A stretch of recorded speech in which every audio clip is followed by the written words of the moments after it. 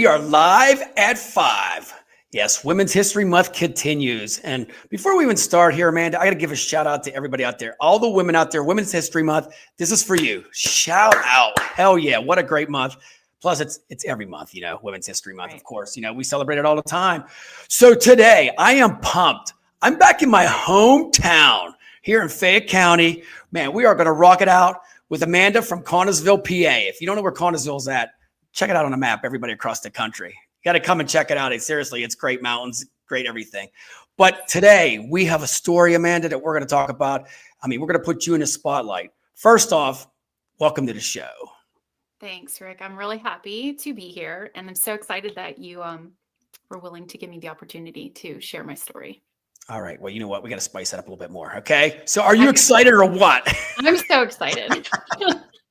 This is your first podcast ever, right? So anybody out there watching, trust me, she's not going to be frightened by the end. So I want to deep dive into this because this story here really caught my eye when we talked about it a couple of weeks ago.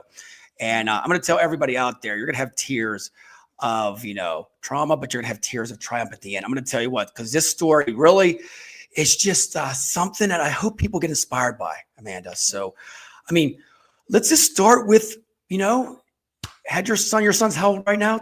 10? He's going to be 8 in May. 8. Okay. So he'll be 8. And I share a birthday, actually, Rick. We have the same birthday. Oh, wow. Yeah. That's pretty awesome. That was an experience. Did you plan that? No, it was actually not planned at all. So take me. So let's go right into the, so son's 8 years old. So let's go back, to his father and just let's break it down from that day, and give us some details about it.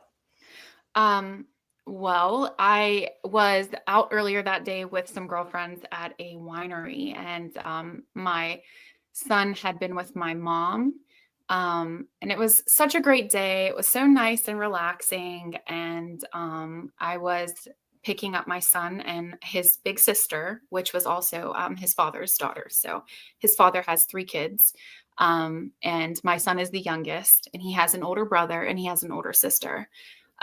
His big sister was with him also, with my mom, and I picked them up and I was taking his big sister home, and my son was asleep in the back seat in his car seat. And I got a phone call from my son's father's dad. And I can't really put into words the moment because it was so it was very surreal. I actually laughed. So he called me, I picked it up, and he said, "Hey, Amanda, I'm going to need you to go to the hospital. There was an accident and we don't think that he's going to make it." And in that moment, his big sister was in the car next to me and my phone came through the speaker. So you can imagine how that all went, and the energy that we felt in the car. It was absolutely unbearable. So we get to the hospital, which was only like 5 minutes down the road at that time. I was on the way to take her home. So we just turned around, went to the hospital. We're both very upset. We get there and we are sitting in the parking lot it felt like 3 hours, but it was not that long at all. It was probably maybe 30 minutes. And my son's father's brother's girlfriend calls and says, "Hey, we lost him." And I didn't know all of the details at the time. I just knew that there was an accident. So when I actually started asking questions and I said, "What happened?" He had been working on a vehicle. He was a great mechanic, hands down the best mechanic. And he was working on the vehicle, and I'm so sorry. It's okay, dear. Go for it. Take your time. And he fell off the lift and it crushed him. Whoa. Totally understand. Totally what you're going through. How old was your son at the time? He was 3. 3 years old. So he turned 4 in May of that year. My God. So sorry. No, it's okay. You got me crying too. It's You all would think good. you No, would this think is. that like time heals, and it doesn't. I understand. I understand where you're going. Can you can you take me back to the point where your son was at the hospital? Did he? I mean, at Was that age, he's very young. Did he understand what was going on a No, little bit? he was actually Rick, he was asleep in the back seat, and I had to wait to tell him, and that was also difficult because his dad would call him every night. Every night he calls him and says, "Hey, good night, I love you. How was your day?" And Yeah. he would talk to him, and Cam would talk to him for hours. And yeah, and so then I had to explain to him that his daddy wasn't going to be calling him, and Mm, he didn't understand um, at all. So that was a really difficult process. Getting through the next couple months and weeks, it was also difficult, trying to change and adapt to new things, and him not being able to see his dad, and then him understanding. We went to the cemetery a lot, which he referred to as heaven. He said that his daddy's in heaven, so that's where we would go and visit. yeah. Um, and that I think that helped too. He would have conversations, and I would say, you can talk to him and he's listening and he's always with you. But it's been a journey. So we still talk about his dad all the time. We talk about the things that he remembers. I will ask him frequently, like, what was your favorite memory with your dad? Or what was your favorite Mhm. thing to do with your dad? I really try to keep it like there for him. Mhm. But it's hard. I I I couldn't imagine. What is your feelings? I want to go back a little bit, and I really want to do this, and you could tell me to stop at any given time. This is No, what thank we you. want to inspire people out there. If anybody's going through this, this is what we need to know too. Because at the end of the day, hopefully they can reach out to yourself and you can give them some guidance. I mean, Yeah. like when you realize this, like the weeks afterwards. I mean, like the thoughts and everything. How do you cope with something like that? How do you deal with that? I mean, the flashbacks. I don't know if it comes in your head every 2 minutes or what. Yeah. Can you take me a little bit into that, your mindset after the funeral? Yeah. I think that for me personally, and my experience was at the funeral home, I think that I was so wrapped up in the kids and making sure that they were all okay, because I had been with my son's father for 5 years prior to us separating and just Mhm. being co-parents. I had been with him for 5 years, and I developed a very um, great relationship with the kids. I loved them, tremendously. So I was so concerned about them and keeping myself together for them, as well as their moms. Their moms were present too, and we just all tried to band together for them. But after the fact, and after I had time to process, I realized that I never did grieve him, and which leads me to where I'm at now, and I'm in a pretty intense therapy with EMDR, which is Mhm. helping you to process trauma.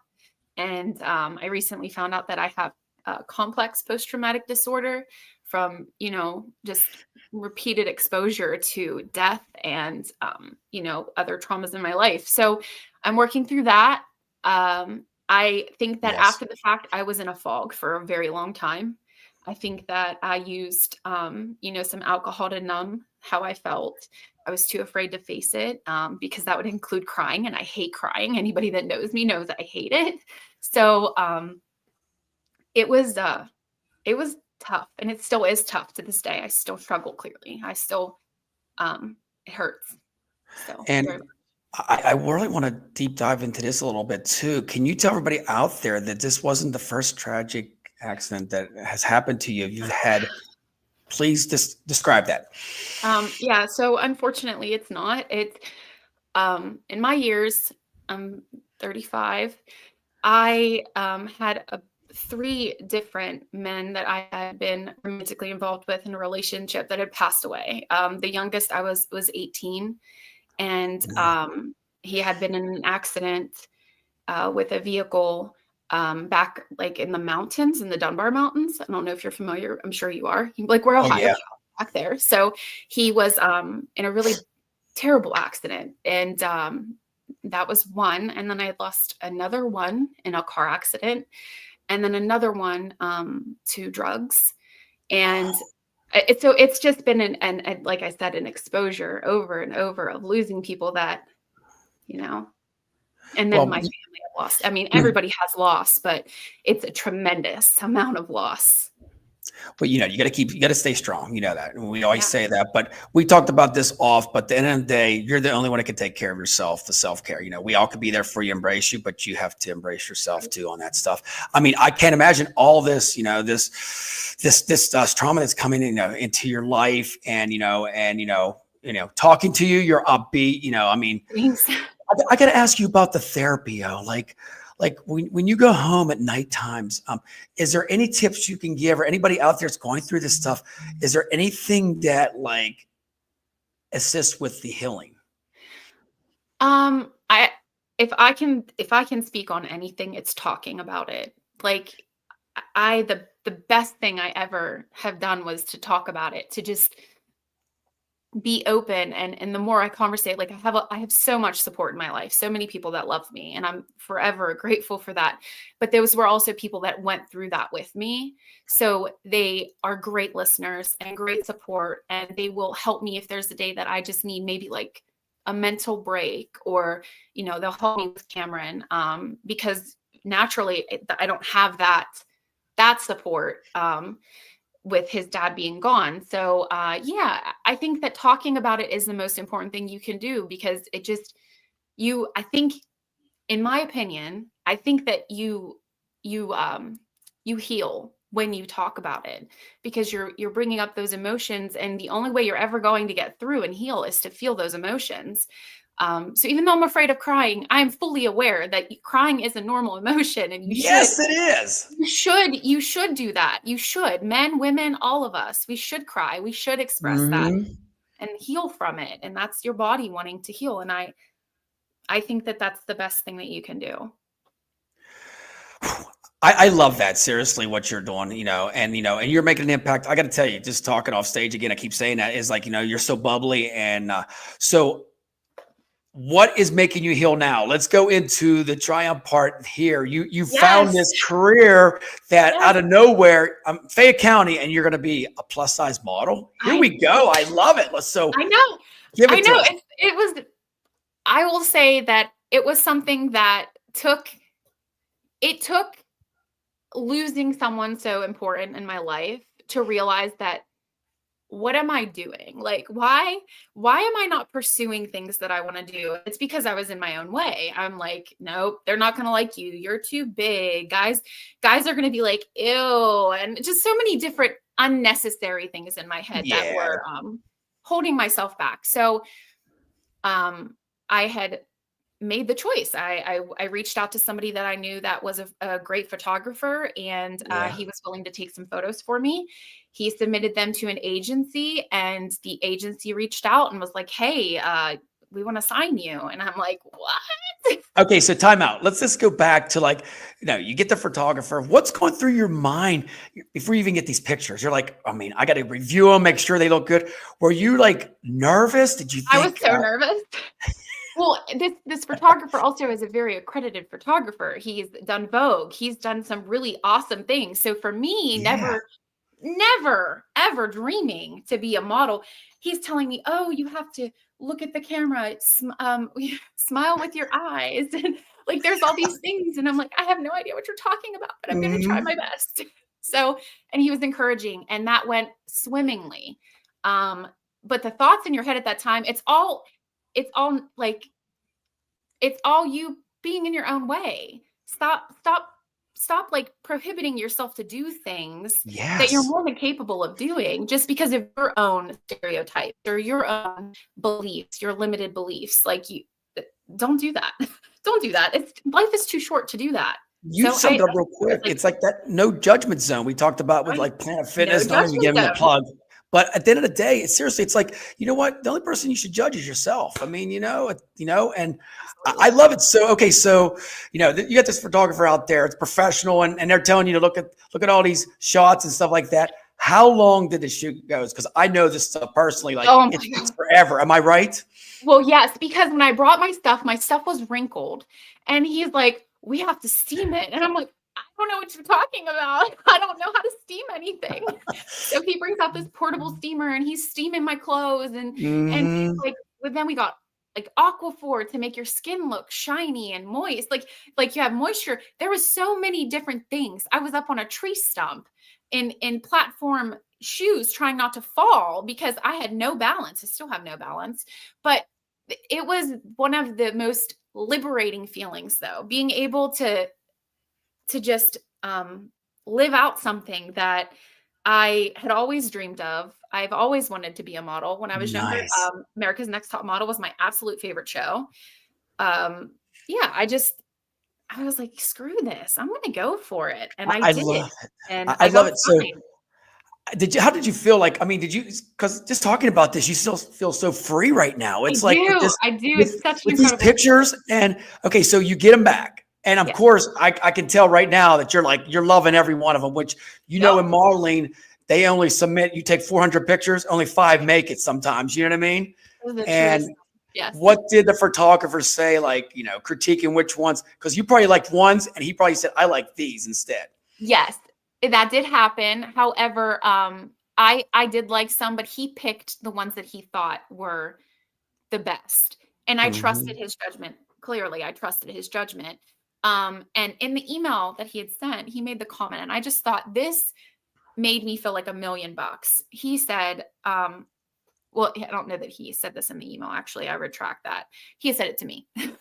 um, that I was already posing and doing these photos better than some of the models that they already had on hand. And I said, wow, because I've never done anything like that. I've wanted to, I've practiced in my mirror, but like never had been told you got Mhm. this, like, you can do it.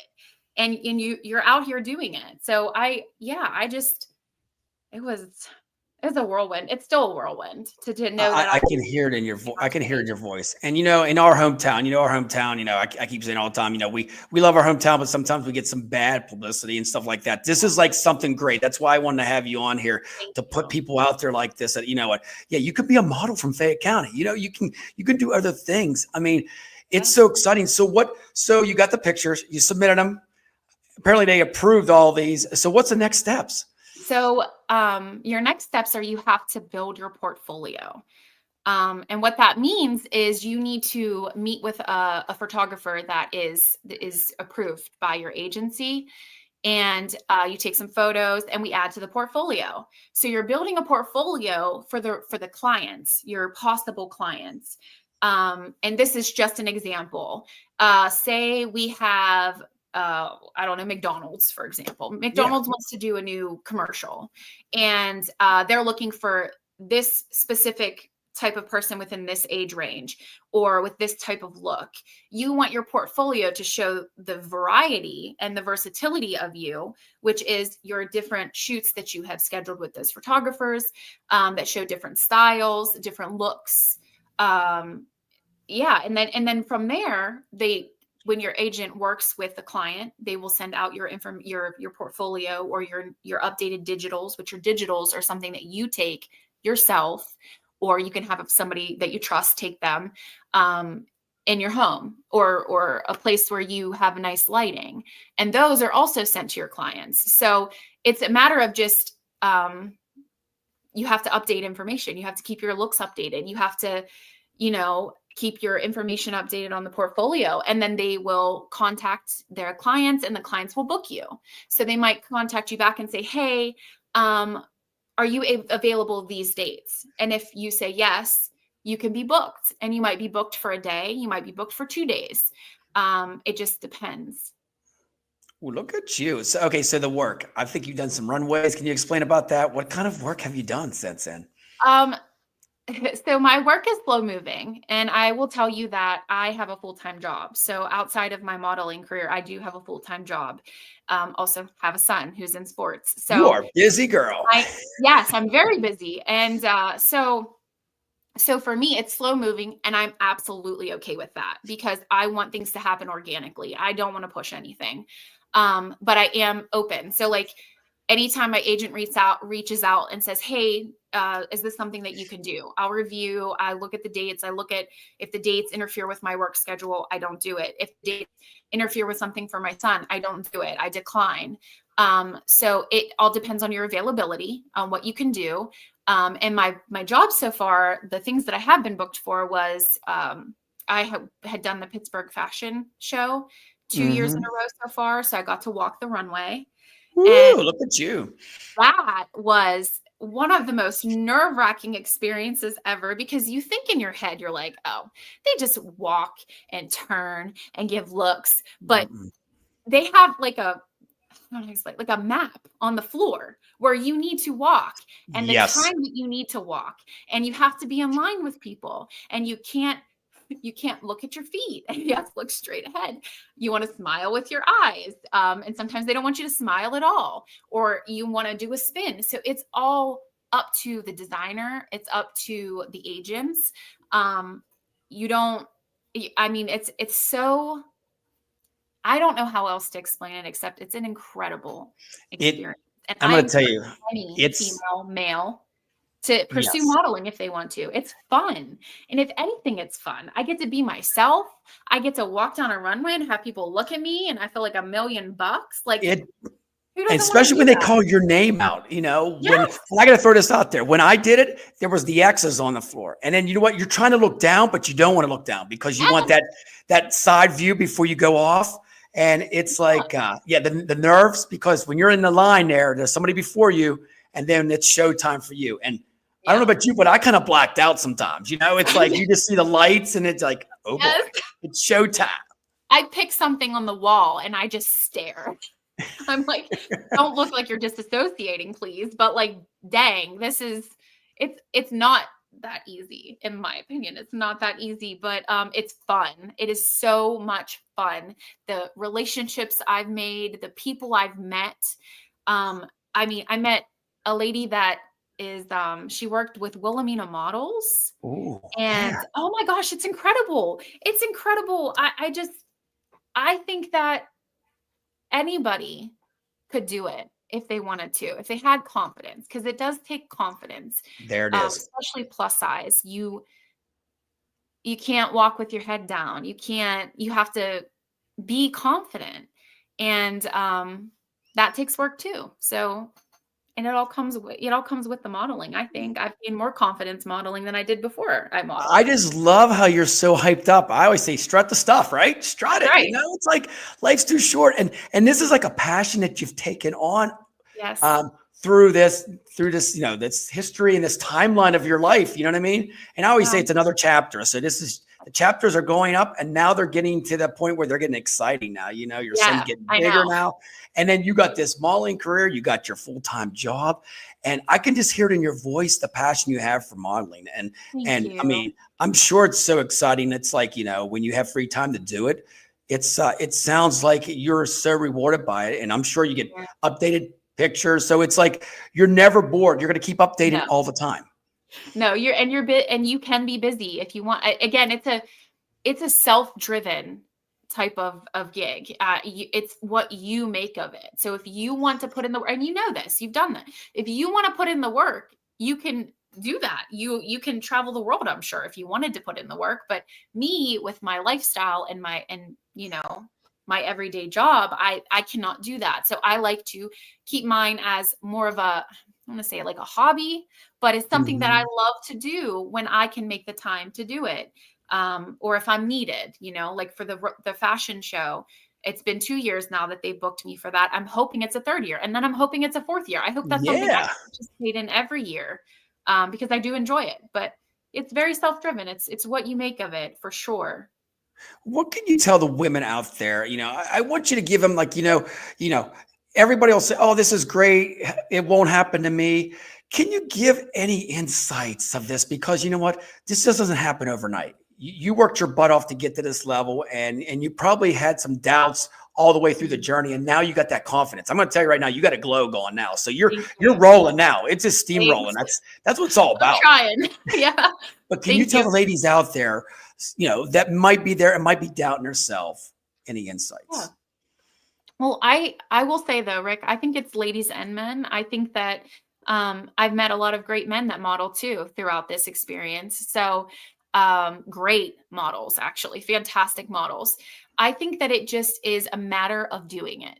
Like if you think about it, you're not going to do it. You're going to psych yourself out. You're going to think of every possible outcome, or just like I did, like this isn't going to work. No one's going to like it. No one's going to pick me. And if you do that, you're just sabotaging your own possible prosperity. So I say go for it. That's the best advice I can give, because as you go for it, you will learn. You'll find your niche. You'll find your confidence. You have people around you that are so supportive. Anybody I've ever worked with for anything with my modeling has always been supportive, has always been kind.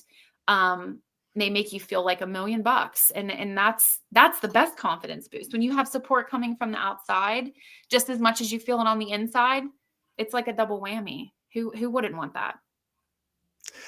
Woo, man, you said it all there. So, okay, so future plans, anything, any new projects in the future, not even with modeling, anything going on in your life because I think where you came from in the last like 6 years to now, I Yeah. mean, it's like night and day. I mean, and you're still working on everything. Life's a journey. We know that, and, Yes. we all have to work on ourselves every day, but is there any new projects going on with Amanda right now? Well, I have done a couple new things. I started a hip hop class. Never thought that I would do that. I took a yoga class recently. That was interesting. You cannot bend some of those ways. Like Okay, so I've never done yoga in that my takes life. practice. Somebody told me to try it. Is it like? It's a great experience, but it takes practice. Because Okay. I was turning my body in ways, and she said, "Oh, turn your chest this way," and I'm like, my chest is going as far as I can get it. I can't get it any further. Oh So my. it's interesting, but love it. I'm definitely going back. I also started to learn how to crochet. I thought that was Ooh. something cool, and I wanted to take up to keep my hands busy without being in front of a computer or a phone. I also started phone fasting. I would like to get mine and my son's passport this year. My brother, I have a baby brother who is my best friend, and one of also my biggest supporters.